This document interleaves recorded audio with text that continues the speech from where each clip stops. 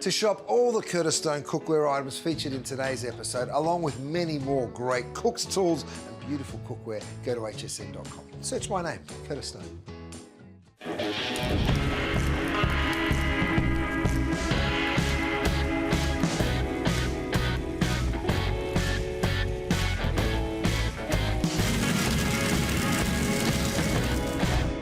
Nobody knew what Beverly Hills looked like. And everybody wanted to know what Beverly Hills looked like. At what point did you realise that 90210 was this juggernaut? And now, even to this day, that line has sort of walked with me through life. My bloody bell! I didn't do it this time. What do you think it is? Ooh. It is... Oh, I don't like it. Oh my God! He said you weren't coming! Oh. Did he ever act like the flower and shift to the gardener? I'm so confused. He's gonna You know love what? it. It's okay.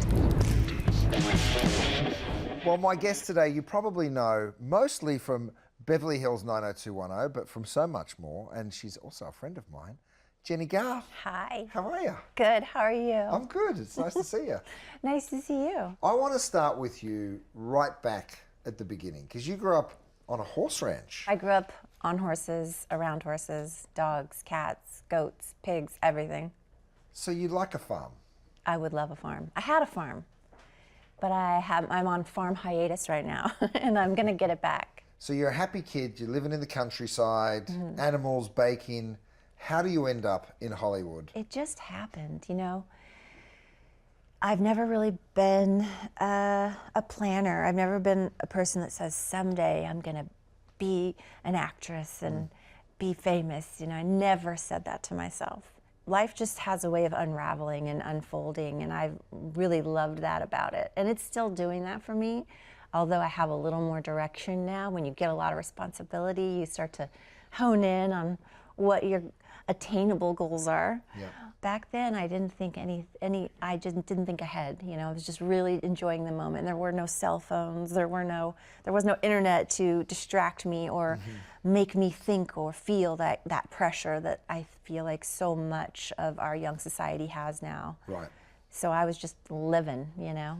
But were you studying the arts? Were you interested in theatre? And no, you were just... No, I didn't do anything like that in elementary school, high school. We moved to Arizona, and I don't know how, I just was going to high school, regular girl, and I was dancing in the evenings at the corner, like little dance shop. It was actually literally called the dance shop. Yeah. And I would go there and dance, and I thought, oh, maybe I'll be a dance teacher. And I said to the woman that owned it, can I teach a tap class? Like, I would love to teach little kids how to tap dance. And so she let me do that. And somehow I eventually ended up in, it was a pageant. Right. They called it a scholarship pageant, just to make it sound better. But I did dancing as my talent.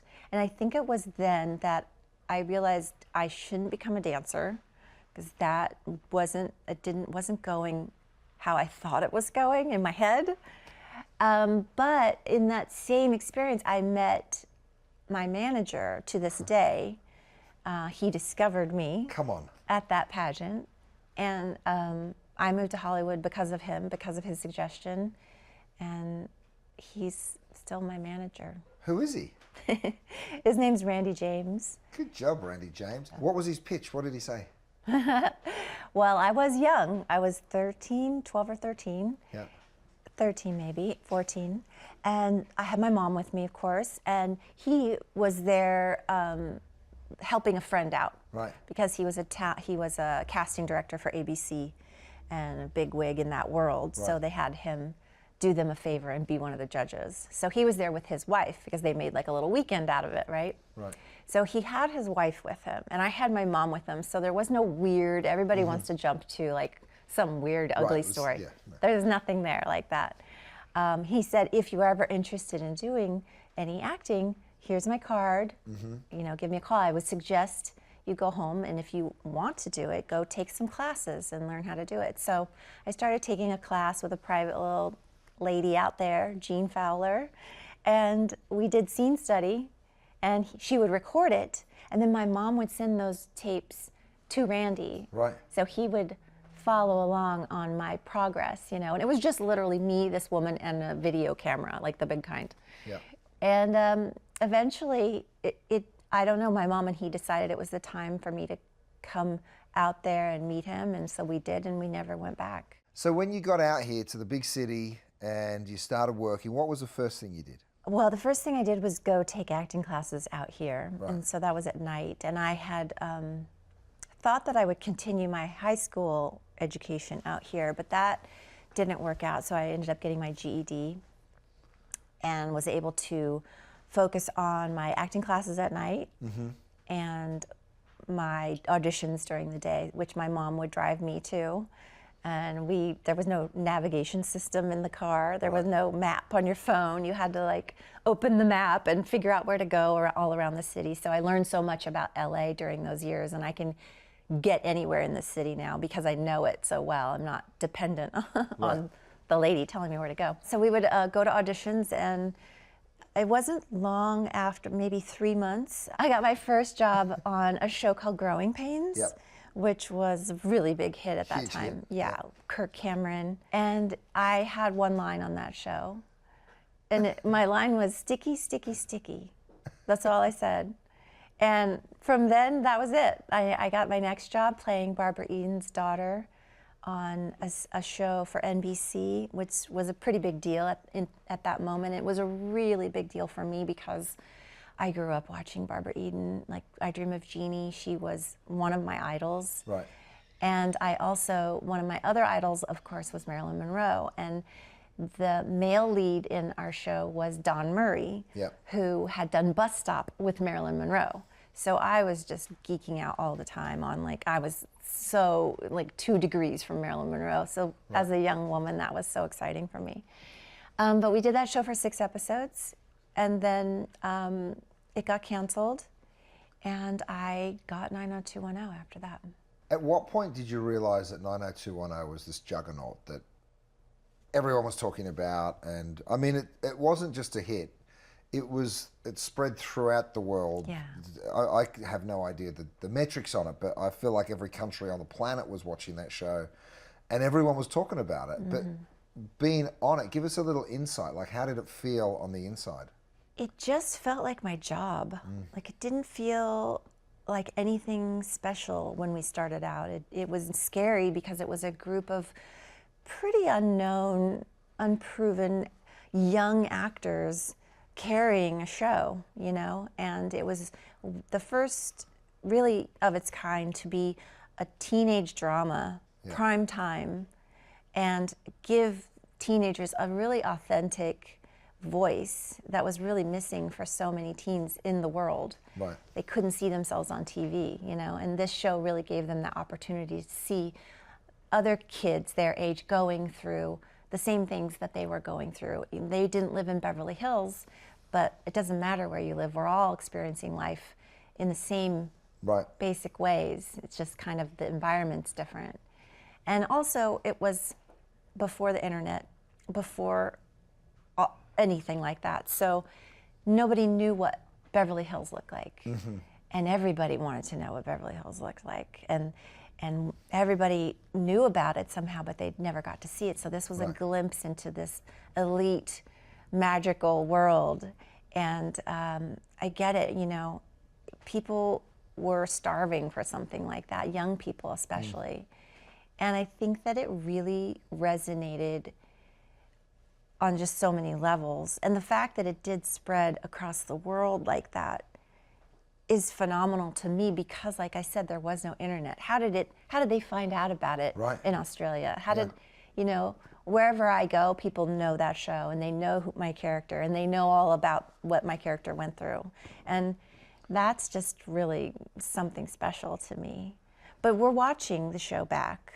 Doing a podcast now with Tori Spelling, and we're watching the episodes from the very beginning to the very end. We're on season 5 right now, and I never watched the show. I was always busy making it. Never did I ever sit down and look at anybody else's storylines because I was so hyper-focused as a young, selfish teen on what I was doing, what I had to memorize and what I had to deliver. and I never even knew what was happening in the rest of the show. And now watching the show from beginning to end, each episode, I'm like, I get it. I love this show. Even now, 30 some years later, it's so good, and I just want to binge it, but we're watching it one week at a time. Oh, so you're genuinely being that disciplined and you're just watching that one week at a time. Oh, that's cool. the rule, yeah. And you and Tori have known each other for decades. Yes. How is it still working with her?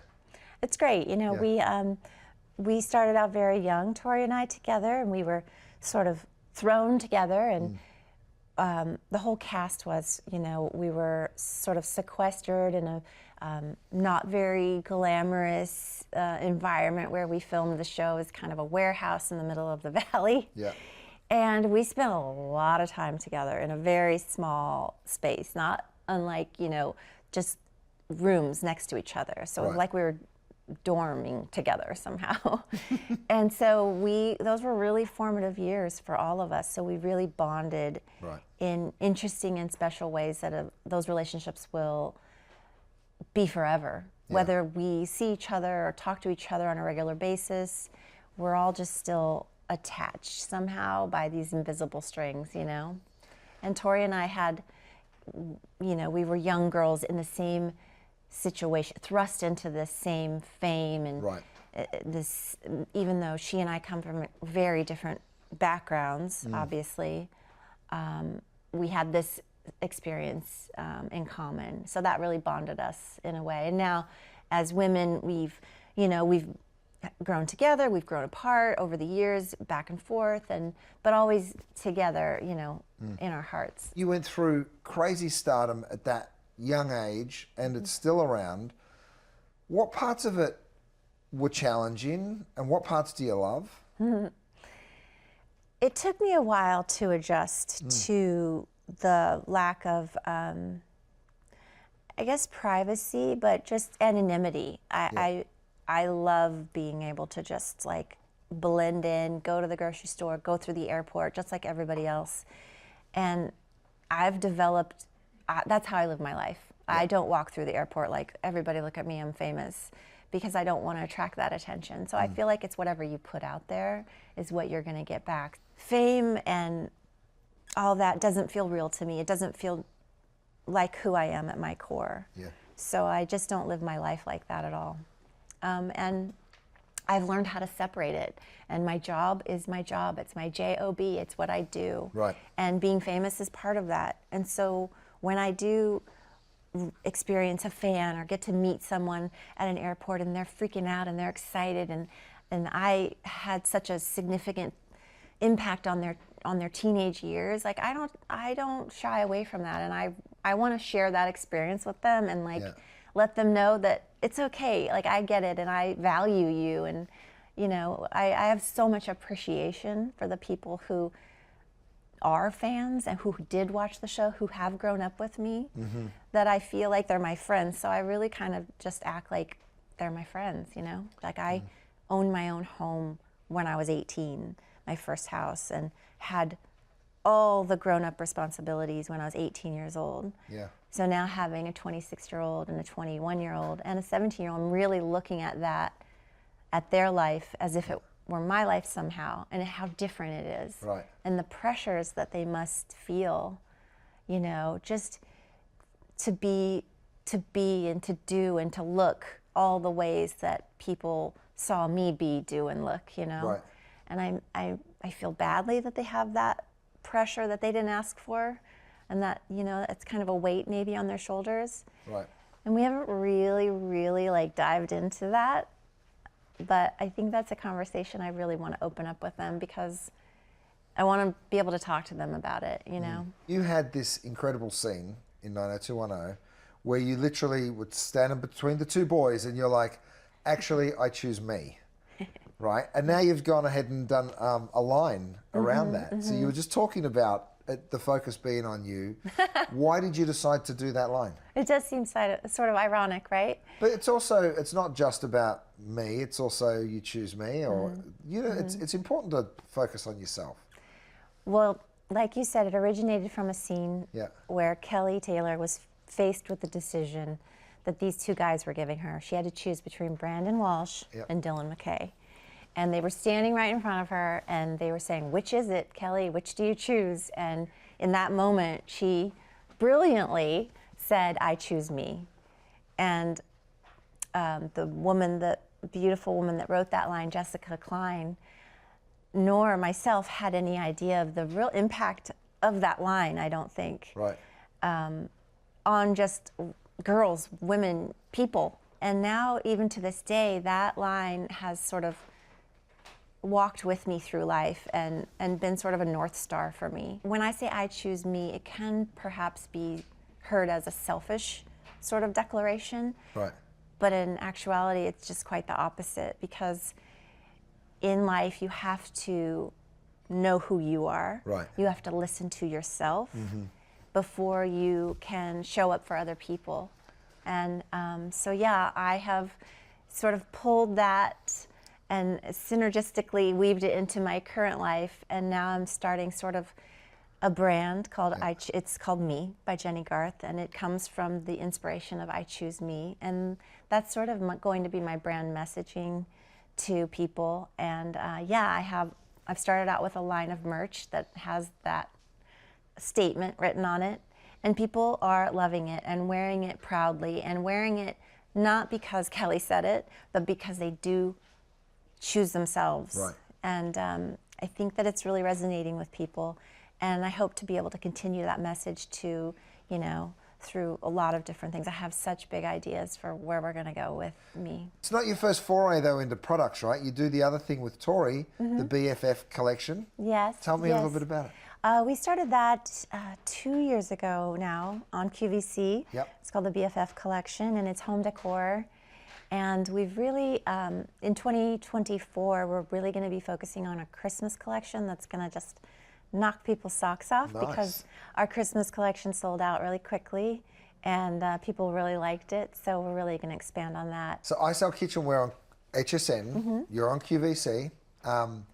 There's nothing more exciting than selling product on those forums, right? Like, for me, you go there and you're like, I know I've got 20,000 of these, and Which seems like so much. so much.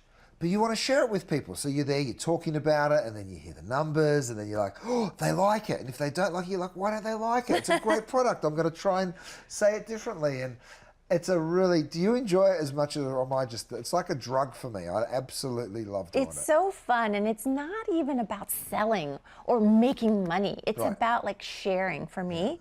And that's where I get the excitement out of it and the inspiration, to keep doing it, because I love making people happy. I love making things, spaces, faces, plates, anything pretty. Like I love to beautify something. And so I feel like I'm helping other people beautify their space. Yeah.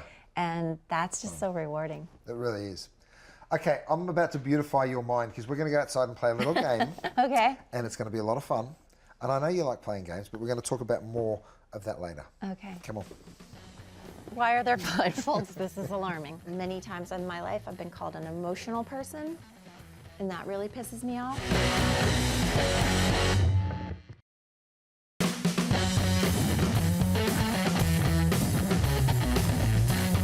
Don't be scared. Why are there blindfolds? This is alarming. Well, I don't think it's fair if I come up with a game. So I have a guy. You have a guy? I have a guy. Okay. And he's going to tell us what the game is. Joel, come and say hello. Hello. You guys ready to play a game? Hi. Mate. Doing well? Hello. He's the Hello. game guru. His job is to come up with games. What a good game. A good job. I'm excited to try this with you guys. This is a game is all about seeing how well you are at identifying different pairs of food.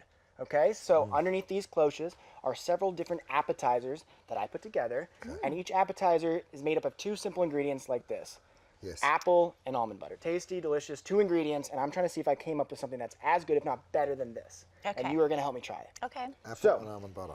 In a moment, I'm going to have you put on these blindfolds, and then I'll hand you guys each a toothpick with a little snack on the end of it. Okay. I trust you a little bit more than him, so I'm happy about this. Good. I'm Yeah. excited.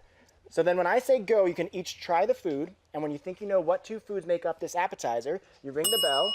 First one to ring the bell gets to guess what the two foods are. If they're right, they get a point. If they're wrong, This isn't fair. I'm foods. going to just, Two foods.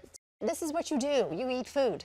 So do you think it's cheating? Yeah. Okay, I'll give you a little advice. I'll let her go. Give her a second. You can get a head start. Why don't you put on the blindfolds? Make sure they're nice Now? and comfy. Okay. Yep. Bye. Those will stay on you the entire game. Don't take them off. If you need anything, I will happily get it for you. How's my hair look, John? Your hair looks amazing as always. I'm just showing. Is this good? Your hair looks amazing as always as well. Okay. Are you guys ready for your first food combination? Again, I'm giving you a toothpick. It has a food on it. Don't taste it until I tell you to. Okay. Okay, Curtis, there's your toothpick. Thank you. Jenny, right there. Oh, okay. Are you ready? Yeah. Go ahead, taste it. I'm so scared. Buzz in when you think you know what it is. Oh, what do you think it is?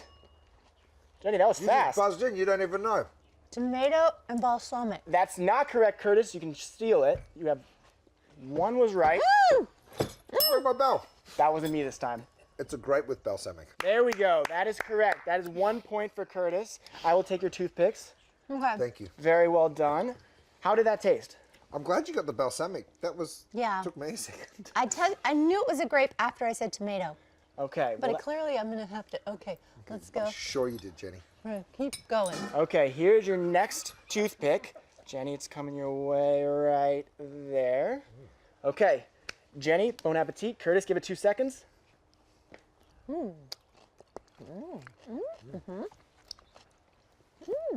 Okay. What do you think it is? Ooh.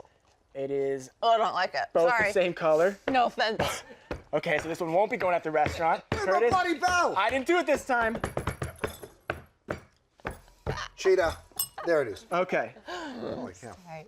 It's cucumber Wow. Yes, and and Something slimy. it also is the same color as cucumber. Green. That would be, it goes well with salsa. It would be cucumber and guacamole. guacamole. Okay, I will give you a Wow. point for that. I'll take your toothpicks if you guys. It was a weak guacamole. Whoever made that guacamole, This is embarrassing for come you. and see me after this. This segment. is embarrassing All right, for you, then, Come on. Curtis. There was no cumin. It wasn't seasoned. No, there's no It seasoning. was just green slimy stuff. All right, here comes your third food coming right here, Jenny. There you go. And Curtis, the score we'll say is 2-0, but we're not really keeping score. And there you go. I'm not good at giving you food. What's happening? That is the food. Jeez Louise. All right, 3, 2, 1. Go ahead and eat. Oh, So sticky. it's bumpy. Are you- Oh, what is that? This is good. It's good. Hey, that's a good one. Wait, I feel like I know what this is. Wait, where did that one go? Okay, Curtis, what do you think it was? It's bizarrely broccoli and strawberry jam. That is correct. Wow. I heard it was good though. Who eats that? Nobody. Maybe You in the said it was future though. good. Alrighty, here is your fourth food. Jenny, here it is. I'm gonna do this one at a time just so you You don't can get your just drop it in there because we seem to be having a bit Ew. of coordination trouble. There we go, dropping it in. Why are right they all there. so messy? Okay, ready? Bon appetit, Jenny, go. Oh, a big one. That was, yes. Stop it. It was less disgusting than the other ones. Thank you. I'm gonna think. Did they both start with H? No, one started with H, the other started with W. Okay, There we go. Nice. watermelon and hummus. Amazing. That's a Oh. point. Well done. Okay. It's Did a you close- think? What did you think it was? Watermelon, hummus, honeydew. and oh, Honeydew. okay. Oh, there's something on my bell. That is some leftover jam. Nice. Alrighty, we have 2 more foods for you guys. More. This one is coming your way, and I really recommend having a small bite of this one. Oh, do that's not, not do a not good- eat it whole. Don't eat it whole. I will work on my handoffs in the Okay. future. Okay, small bite, small bite. Are you ready? Go for it. Ew. What? How? The whole thing. Oh, Okay, Jenny? ketchup. Ketchup. You don't taste ketchup? Curtis, what do you think I it don't is? know what I taste. I think it's a hot dog bun. And What- mustard. Okay, Gosh, close, but no, not Okay, quite. I like it. Curtis, it's definitely mustard. Good. and Bread. we'll accept bread is close in the hot tub. It was pita bread. All right, she can have it with hot dog bun. Okay, then that means I think it's a tie game. We have one more for Oh, okay. all the marbles. Okay, here we go. Come This I've been looking forward to. on. I'm going to get you now, Jenny. Okay, No more Mr. I'm Nice ready. Guy. Okay, I've been really looking forward to seeing how this goes. You can do a small bite if you want. Why do you recommend small bites? Just that makes me nervous. Sometimes the richer flavors you want to consume in lighter doses. Okay, I'm going in. Ready? Go. Ooh. Oh. Ugh. What do you think it is? Disgusting. That's not an answer I was looking for. It is Banana and soy sauce. That is correct. There we go, Jenny, for the win. Amazing. You can take off your blindfolds. Thanks a lot. Well done. Okay, well, we will name one of those after you because you won so well. Gross. I mean, And- that would be horrible if you could see it, but not being able to see it, it tastes like 100 times more Yeah. disgusting. Well, Ooh-wee. You guys were amazing. You were the Thank perfect you. pair. You Thank were you so for great. It's not torturing much, us. but I'd like to send you each home with a pair of pears just for playing and the memory. Be careful where you hold those. Okay. Thank you so much. I will love see you these. guys later. Thanks. Well, that won't go on my mantle, but No, you know. I'm gonna keep these. I'm proud. I spent a good 3 or 4 years completely lost. People won't hire me because I'm too recognizable. I love hearing that from people. It just makes me feel like happy that we brought people together.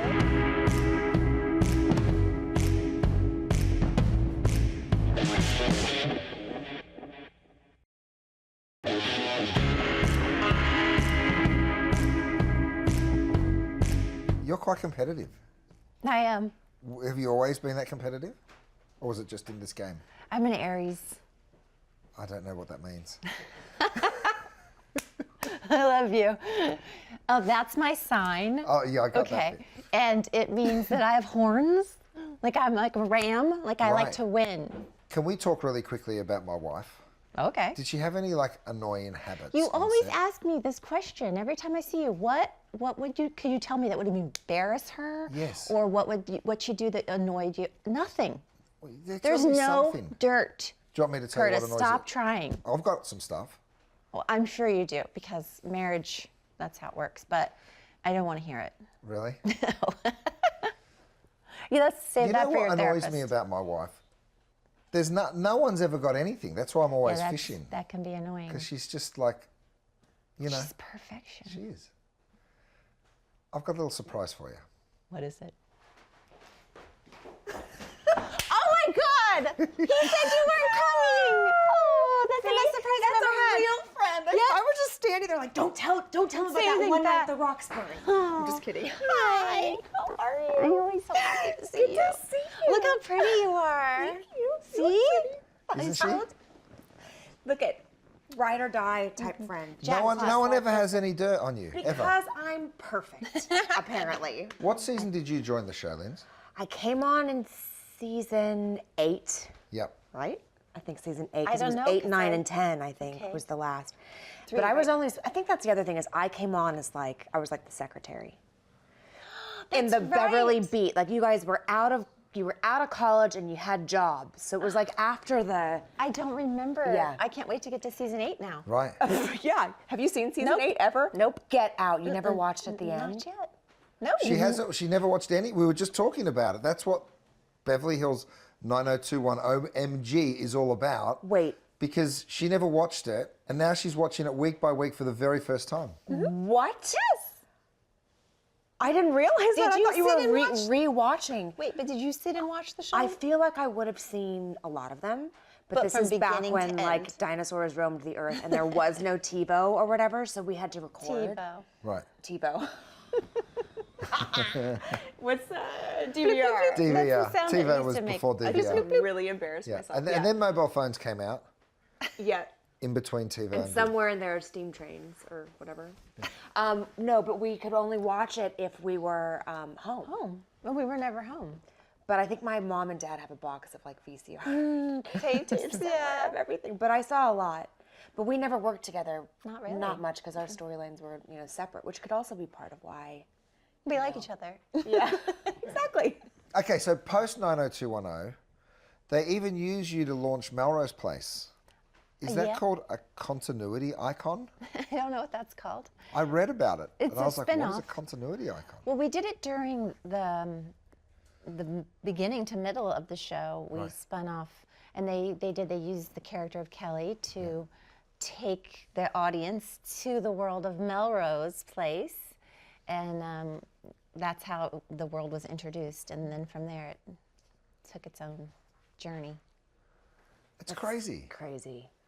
It was such a big big deal. It was huge. Because people used to, and long before I ever was lucky enough to be on the show, we would have parties and, you know, friends would, I'm sure people tell you all the time, but friends would get together and it was 90210 Melrose Place. And that was like the major social thing that we would do is sit and watch. And then when Melrose Place came, it made it like an event. It was more than just that show. It was the whole night of... I love hearing that from people. It just makes me feel like happy that we brought people together in that way, because people don't do that anymore. They don't watch, it's not appointment television anymore. Right. You just stream it wherever you are in your car, whatever you want to do now. But that was just about really bringing families together to watch it, or sorority houses together to watch it. Yeah, I love that. But honey, you were a fan of the show because you came on later on, so you're already a fan. Yeah, well, because I'm sure I've told you the story a million times before, but I've forgotten it. you're Forget everything. like a mind like a sieve. It's because you've had so many experiences. Your characters graduated high school in '93. Yes. I graduated high school in '94. So for me, not only was it the first show that ever was about young people, it really was. There wasn't anything on network television that was centered around young people's lives. Right. And especially in that glamorous way. It was like that, you know, wish fulfillment. But I was in the, like, you guys were going through what I was going through at the time. I went full Brenda, with the bangs and the shoulder pads, like, you know, and the blazers and the cowboy boots. And then I had a little detour and went full, like all the floral Betsy Johnson, you know, it was like everything. And so by the time I got on the show, thank God I wasn't such a weirdo, because you guys had gone through, like, I was so obsessed and obsessed. I think I had like a small section of my life where I spoke like you. Is that so weird? Like in your sort of, you have this like beautiful, soft voice. And I was like, I need a Kelly Taylor voice, speak really soft. You know, I could probably find like some tapes of stuff that I did where I had my Kelly Taylor phase. Oh my God. But then I was on the show, and by that time you guys had gone through, so, I mean, it was season 8, and I was grown up, and I wasn't such a weirdo. We weren't, when the show was over, when did you guys meet? A long time after. So we met in 2010, and the show was over 2000? Yeah, 2000. How do you, 2000, 20, 20, 2000. Yeah. But it was a blind date. And you met your husband on a blind date, right? Yeah, I don't know this Tell me. blind date story. Oh, it was like a setup. A mom friend of mine had a boyfriend that had a friend. We went and met on the date, and I wasn't very close friends with the couple that did it.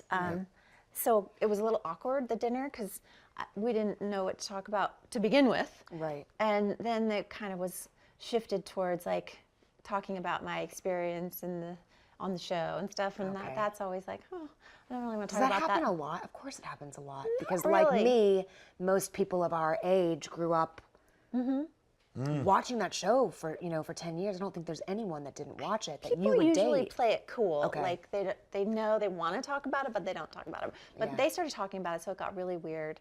And then, and I didn't like the looks of him immediately when I met him. You weren't like, wow. No. You mean he looked like trouble? Because he looked like trouble. I was like, I should probably go. No, that was my normal thing, was to go for trouble. Okay. He didn't look like trouble. He just looked like a tall, handsome actor, and I was like, ugh. You were looking for like not an actor. No. Yeah. Yeah, I had done that, been there, done that. And so he was tall and handsome, and I just was disgusted. I understand that, actually. I really understand that. Yeah. Why do you understand that? Because Exactly. because actors Yeah. are typically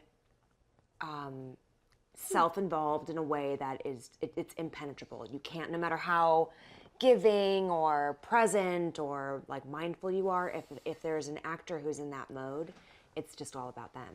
Right. Right? I mean, is that what you're saying? It's like, Right, oh, and no. I'm an actor, and I want it to be all about me. Right. So there's a flower and there's a gardener. But she's In joking. every relationship. She's the opposite. Jenny's the most the humble. opposite. She's got a product line that's all about me, but I think that you're actually polar What do you opposites mean? to that. I am in my who I am is polar opposite, but what I do, I'm the flower, You're the flower. and he lets me be the flower, and I need that. I needed that in Yeah. my life. Did he look like the flower, and that's why you were like, Yeah. no? Initially, I was Right. worried that he thought he was the flower. Did he ever act like the flower and shift to the gardener because he's like, No, he Jenny's the never flower. acted like the flower. Curtis is a I'm little. so confused. He's gonna You know love what? it. It's that I'm okay. talking to. He's the gardener. I use the flour to make donuts or bagels, but No, different look, kind of flower. different It's a kind different of flour. kind of. No, I don't want to be flower. Yes. Yeah.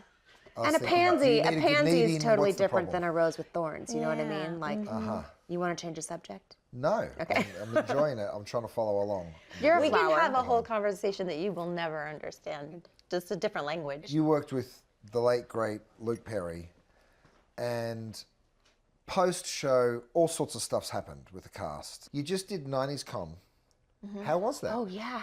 I absolutely love meeting all the fans. Yeah. Oh my God. They have so much just genuine love and adoration and excitement. It fills you with appreciation and just gratitude. And I feel so honored to get to meet them. I really mean that. And people wait and they pay money and they wait, and it means a lot. And I try to give everybody their time and just really hear their stories. And I really do genuinely love those experiences. And that the whole con world has really, it's important for a lot of people and it means so much to them. The person I think that I learned the most about giving every person their time with you, how important that is, was Luke. Yeah. He really taught me that just by example and just by watching him, how people responded to him and how he had the ability to make you feel like you were the only person in the world that mattered. And I love that I learned that lesson from him, and I try to keep that alive, you know, and I think of him often. I want to continue working. I want to keep working. I joke and say I have 9 more years in me, and then I'm going to hit that pension, my retirement. You're gonna have a nice pension I'm too. out. Yeah. But I will never stop creating. It's just the way I'm wired. And life has such a beautiful way of just falling into place if you let it. And I'm really in that space of just being open to what's coming next. And I spent a good 3 or 4 years, very recent, of just being completely lost and completely like, I'm not getting jobs. People won't hire me because I'm too recognizable, or Do you I have my actually hear baggage. it? Do they tell you that? Like, They don't have to tell me. but you're a great actor, and if you don't get a job, do you ever go, well, it's because I had all of this success there that it actually, how is it possible that you'd have all that success and that like incredible body of work, but just because it was one character, it makes it hard for people to give you. I think people just associate, you know. when Right. they- It's ridiculous in Yeah. my opinion. Do you feel it, or are you like, whatever? I don't care. I feel it. I know it. And it's going to take the right job and the right creative team to use that to their advantage. Yeah. And to build on it in a different way. So I'm looking for that project, but in the meantime, I'm really focusing on things I can control, and that is building my brand and creating a legacy for my girls. That's really the drive that I have behind me right now in my 50s, to create something for my girls, whether they want it or not. They can do whatever they want with it, but just that ability to leave them something. As an actor, you literally have to audition your entire life, and it's crazy. It's crazy that you can't just be like, I'm ready to go work, and you go do it. You don't have a lot of control over a lot of things in Yeah. this business, but you know, you really have to find and focus on the things you can control. And, Is it one of the things that makes it so special, though, when it actually does happen and it does work and you get that role that you're in love with? And For me, because I haven't done a lot of work on camera lately in character mode, just here and there, I haven't. For me, it's about the connection with whether it's the audience or the actor. It's about that expression, emotion. I'm an emotion-full person. Many times in my life, I've been called an emotional person, and that really pisses me off. Yeah. And I feel like I am emotion-full, and I am so proud of that. And I really teach my girls, don't let anyone ever tell you that your emotions are too much or bad, you know. Yeah. And I think that it's the connection of human nature and experiences that I miss. Lindsay's got a lunch she's got to go to, which leaves you, unfortunately, with me. Ready to come to the kitchen? Yeah. Thanks for dropping in, baby. Oh, I loved it. I loved every second of it. You put 2 kinds of garlic in something that when I said I don't like garlic. Thanks so much for watching Getting Grilled with Curtis Stone. Now, if you want to shop any of the beautiful cookware or cook's tools in the episode, all you have to do is search Curtis Stone at hsn.com. I'll see you there.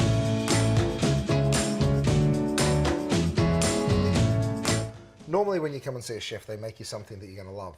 Okay, well, this is not sounding good. Well, what I like to do is ask people what they absolutely hate. And you answered with garlic. Okay. Yeah, which I get, you know, it's a strong ingredient. So what I have here is Garlic. a lot of different types of garlic. So what I might start with is this elephant garlic, which is extremely large. You can see that's a thin slice. And what I'm going to do, you're looking at me like I'm going to kill you. What I'm going to do is I'm going to fry it. I'm going to make little garlic chips. To eat? Just like a potato chip? Yeah, little snack. Okay. What I think is any food can taste delicious if it's treated the right way.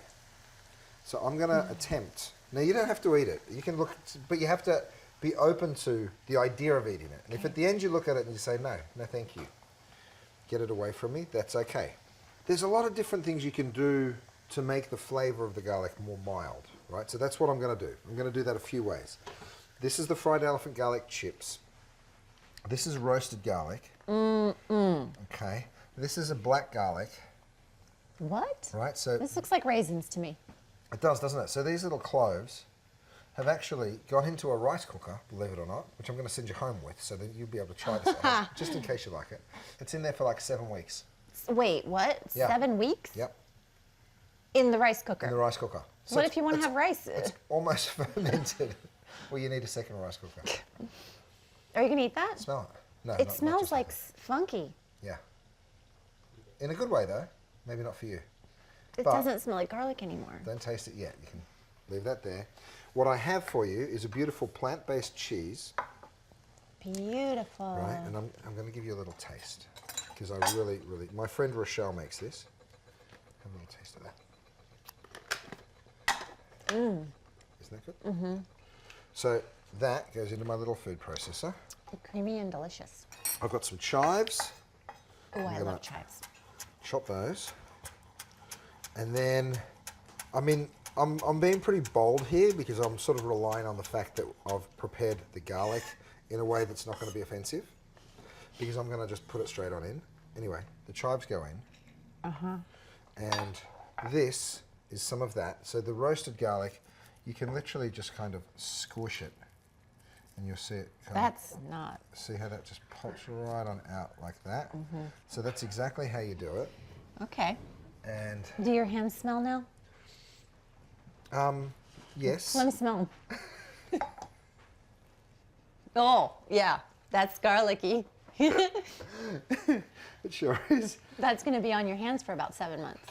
So what I'm going to do is I'm going to put a little bit of the roasted, okay, like that, Oh, that's a lot. okay, Okay.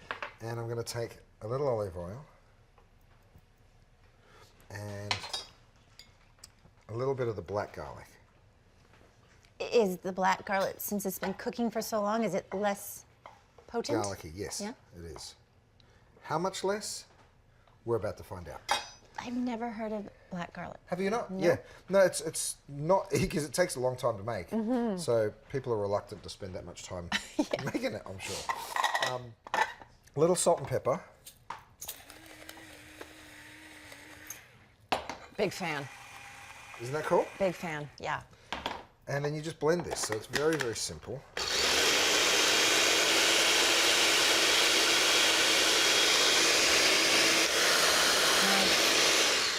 You could put a little lemon, but this cheese has already some acidity, so I'm not going to add any more. And then this just becomes a delicious... You put 2 kinds of garlic in something that when I said I don't like garlic. I know. I don't understand.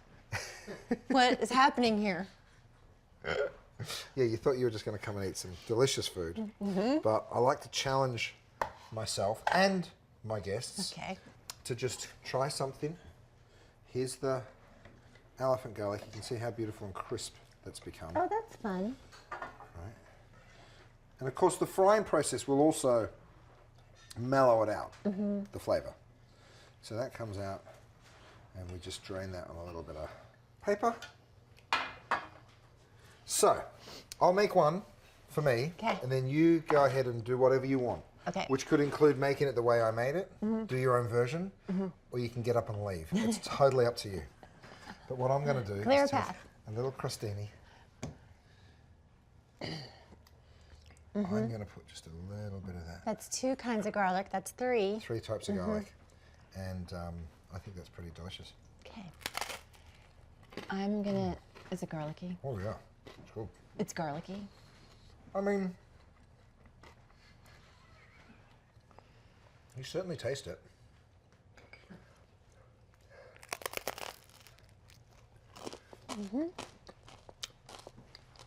It's good. Really?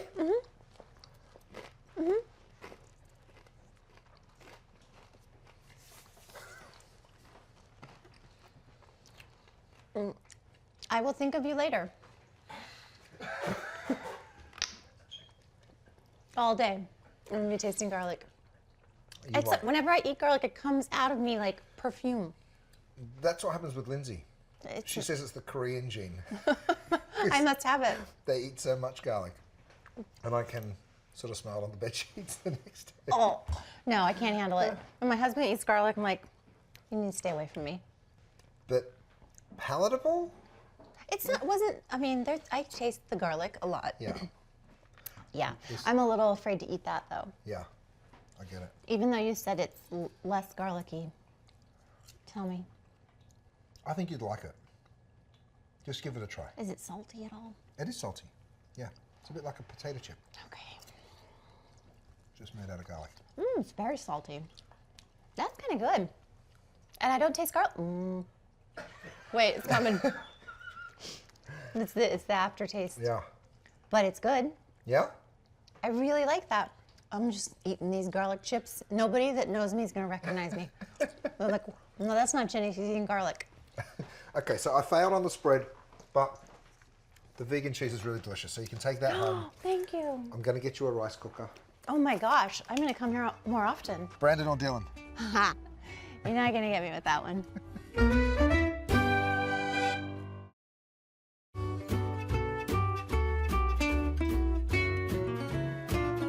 Okay, I'm going to ask you some questions. You've got to answer them with the first thing that pops into your head. Okay, good. Flowers or chocolate?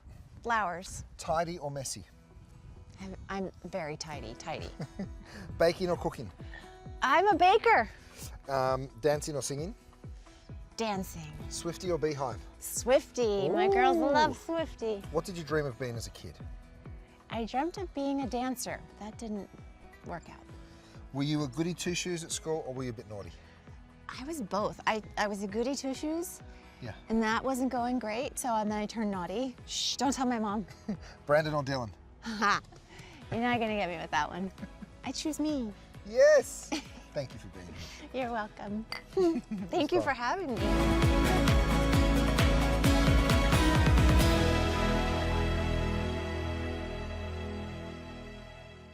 Thanks for watching Getting Grilled. To shop any of the cookware and gadgets that you saw in today's episode, search Curtis Stone at hsn.com.